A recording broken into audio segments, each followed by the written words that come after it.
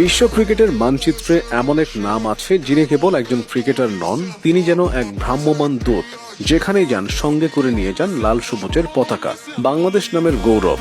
তিনি সাকিব আল হাসান। ক্রিকেট বিশ্বে তাকে বলা হয় ফেরিওয়ালা, তবে এই ফেরিওয়ালার পসার একেবারে আলাদা। তিনি ফেরি করেন প্রতিভা, তিনি ফেরি করেন অভিজ্ঞতা। বিশ্বের বিভিন্ন দেশে বিভিন্ন লিগে খেলে তিনি দেখিয়েছেন একজন বাংলাদেশীয় পারে সবখানে আলো ছড়াতে।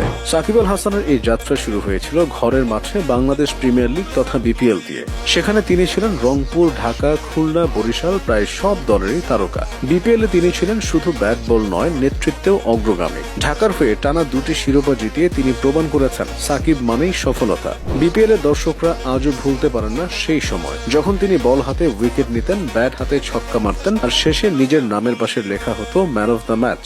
কিন্তু সাকিবের গল্প মানেই শেষ নয়, বরং এখান থেকেই শুরু। বাংলাদেশের সীমানা পেরিয়ে তিনি পা রাখলেন বিশ্বের সবচেয়ে বড় ক্রিকেট মঞ্চ ভারতের আইপিএল এ। 2011 সালে কলকাতা নাইট রাইডার্সের জার্সিতে আইপিএল এ অভিষেক হয় তার। বল হাতে নির্ভরযোগ্য, ব্যাট হাতে জয়ের নায়ক। সেই বছরে তিনি হয়ে উঠলেন দলের অপরিহার্য অংশ।